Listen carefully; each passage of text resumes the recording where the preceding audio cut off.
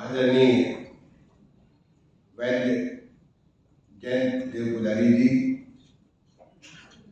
प्रमुख सचिव सचिवालय प्रशासन श्री रविंद्र नायक जी, आज के इस कार्य क्षमता व्याख्यान माला के छठी प्रस्तुति में उपस्थित हमारे सभी सचिवालय के साथियों, देवियों सज्जनों, सबसे पहले तो मैं वैद्य जी का बहुत बहुत अपनी तरफ से और आप सबकी तरफ से आभार व्यक्त करना चाहूंगा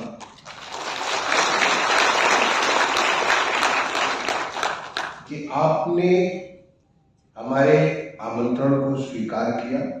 आपने देखा होगा कितना विद्वतापूर्ण लेकिन कितनी सहजता के साथ उन्होंने आयुर्वेद के जो विषय हमने चुना, ये आयुर्वेद का साथ, स्वास्थ्य हमारे हाथ, इस विषय पर कितनी विस्तार से, कितनी सरलता के साथ, कितनी सहजता के साथ आप सबके साथ चर्चा की। सर, हम आपके बहुत बहुत आभारी हैं। आपके बुलाने के पीछे ये जो हमारी कार्य क्षमता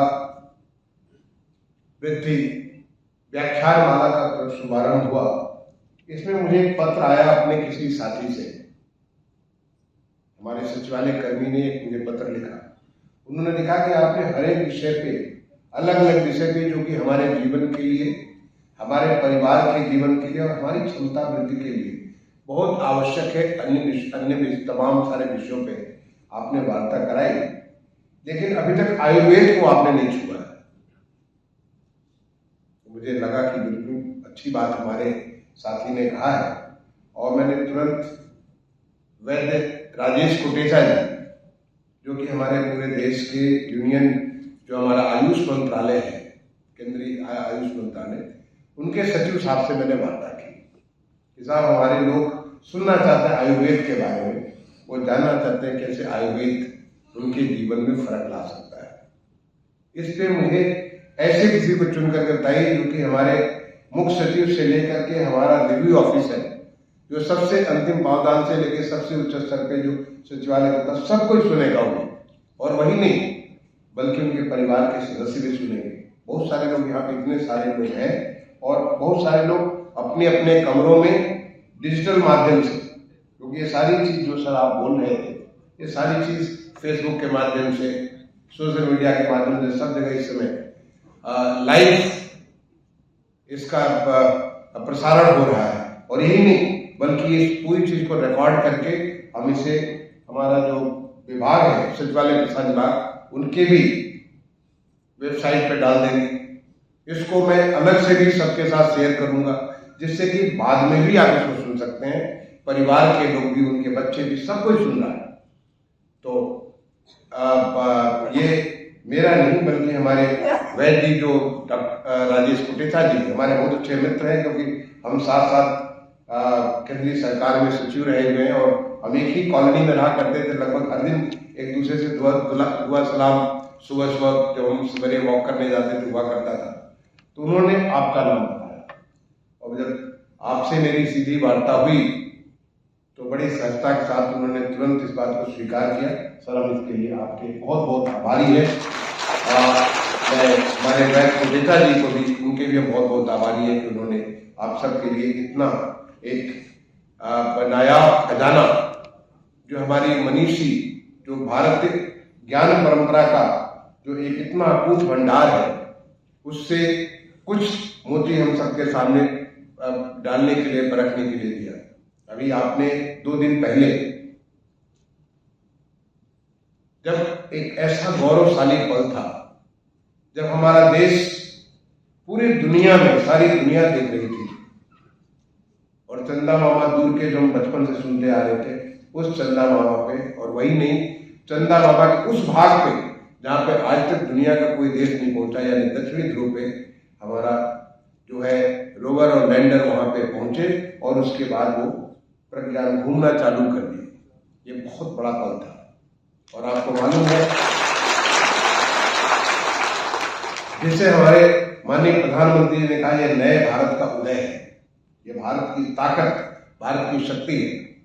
जब किसी लोगों ने, एक पत्रकार ने पूछा, जो इसरो के निदेशक हैं डॉक्टर सोमनाथ, नाम भी देखिए सोमनाथ, यानी चंद्रमा के नाथ सोमनाथ, वो आजकल इसरो के डायरेक्टर, जब उनसे पूछा, उन्होंने कहा कि हमारे वेदों का जो ज्ञान है, जो वेद परंपरा में हमारा जो ज्ञान है, उस ज्ञान का जो लाभ है, इसकी वजह से हम आज चंद्रमा पे हम इतनी आसानी के साथ नहीं कर सकते। और उसी वेद परंपरा, वैदिक परंपरा का ही ये ज्ञान का अंग है, ये हमारा आयुर्वेद है। आपने देखा कि कितनी सहजता के साथ वैद्य जी ने बताया आपको कि कैसे हम अपने आत्मा को, अपने इंद्रिय को और अपने मन को प्रसन्न करने के लिए काम कर सकते हैं।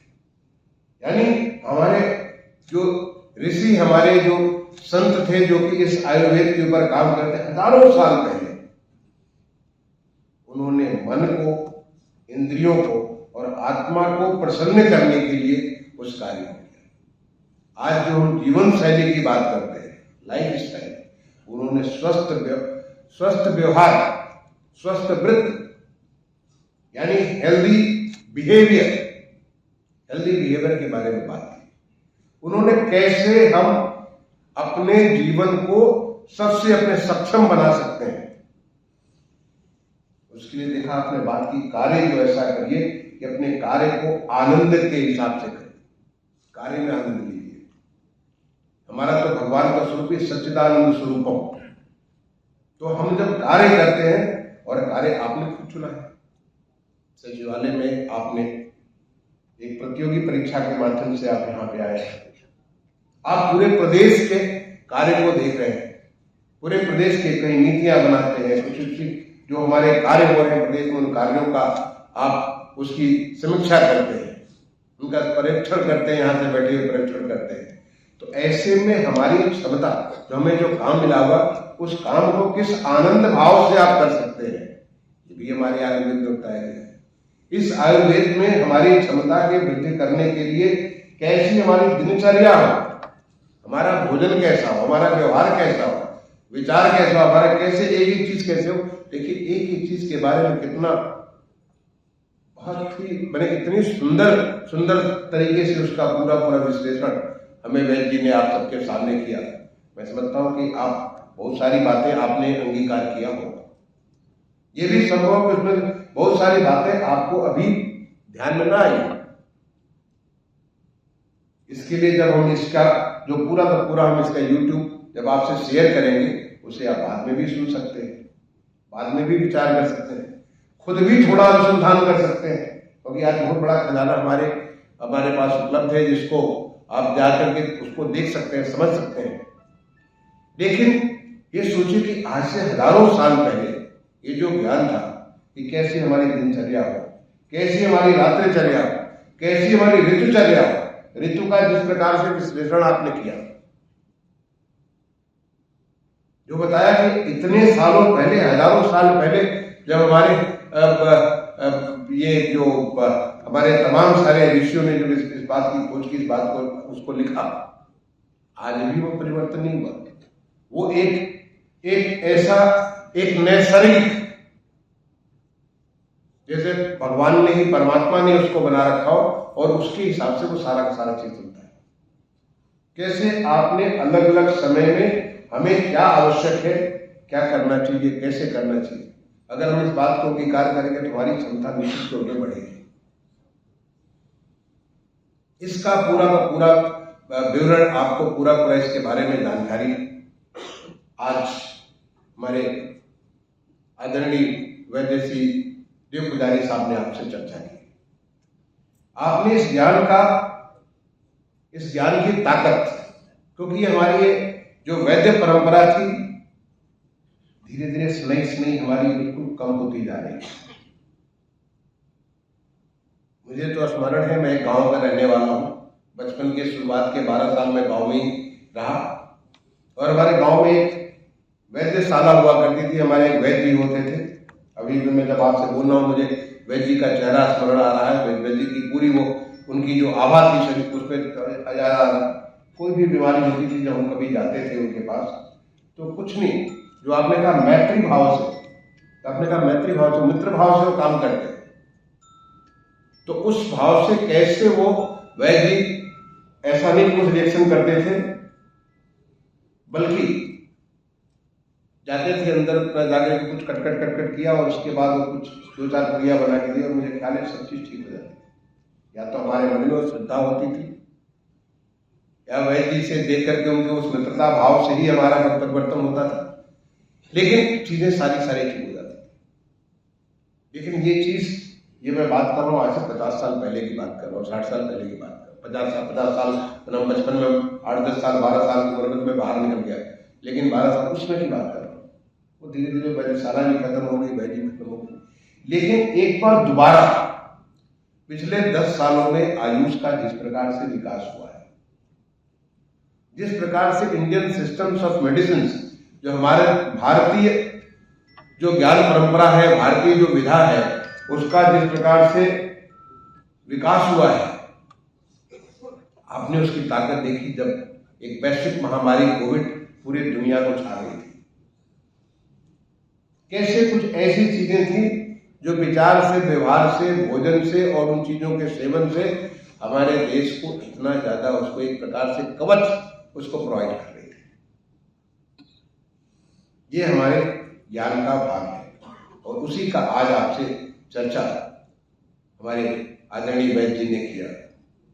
निश्चित तौर पे ये आप सबके लिए बहुत ही लाभकारी होगा, आपके परिवार के लिए भी। अगर आप परिवार अभी इसमें न सीधा जुड़ा हो तो जिस द्वारा यूट्यूब आपके ग्रुप पे चढ़ेगा, आप उसको परिवार को भी सुना सकते हैं, उसके ऊपर आगे मनन कर सकते हैं। आपको बहुत सारे आज के डेट में जिस प्रकार से योग का, आयुर्वेद का या और हमारे सिस्टम्स का जितना ज्यादा अभी इधर प्रचार प्रसार हुआ है, पहले ऐसा कभी नहीं था।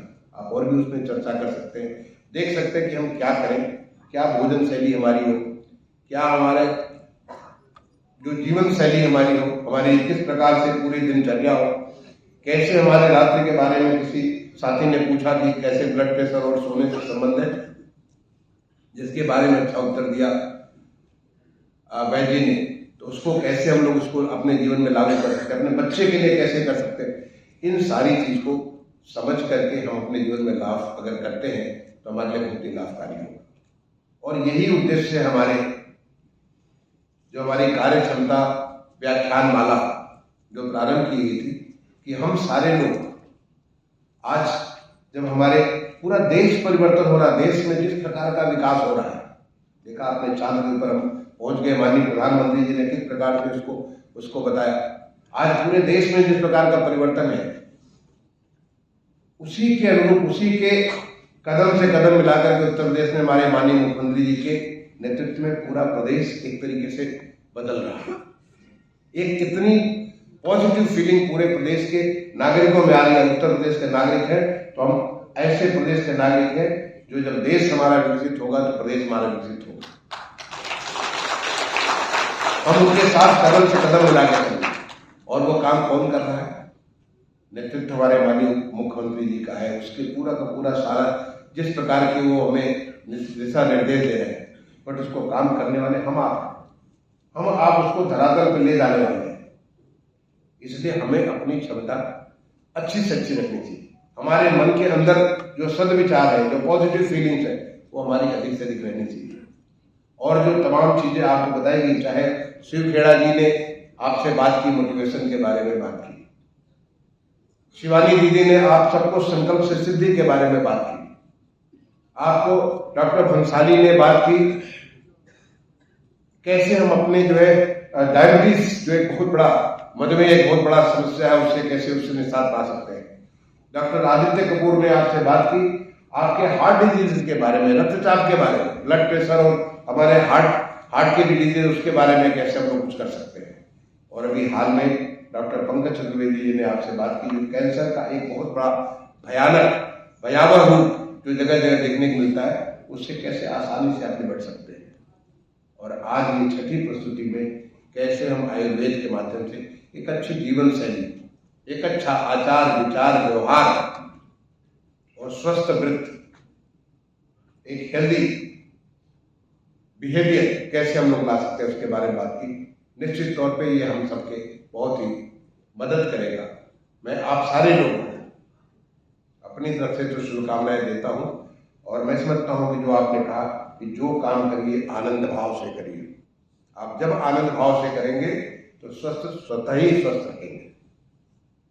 आनंद भाव से करिए। दूसरों का आपने बड़ी सारी बात में एक कहा ये फला फला चीज करिए तो और आपकी चीजें बने, जैसे कि कैसे लोगों का भला हो सकता है, हम कैसे अपने अंदर दुर्व्यवहार नहीं ला सकते, किसी का निगेटिव भाव नहीं ला, बहुत सारी बातें जो लास्ट में कहा उन चीजों को जब आप देखेंगे तो स्वतः आपका होगा कि आपको परमपिता परमेश्वर ने जो एक शक्ति प्रदान की है, अलग अलग रूप में, किसी को चीफ सेक्रेटरी के रूप में, किसी को प्रिंसिपल सेक्रेटरी, किसी को एडिशनल चीफ सेक्रेटरी, किसी को जो है joint secretary, deputy secretary, under secretary, section अफसर, रिव्यू, हर लेवल पे आप ऐसा कुछ काम कर सकते हैं जिससे कि आपका जीवन सार्थक हो। और आप जो आज पूरे देश को बदलने में माननीय प्रधानमंत्री जी लगे, पूरे प्रदेश को बदलने वाले माननीय मुख्यमंत्री लगे, उसमें आप कह सकते हैं कि हमने ये योगदान दिया अपने देश को बदलने के लिए, अपने प्रदेश को बदलने के लिए, अपनी जगह को बदलने के लिए। मैं एक बार आप सबको बहुत बहुत अपनी तरफ से शुभकामनाएं देता हूं और आदरणीय वैद्य जी को अपनी तरफ से, आप सबकी तरफ से बहुत बहुत आभार व्यक्त करता हूं। धन्यवाद। जय हिंद।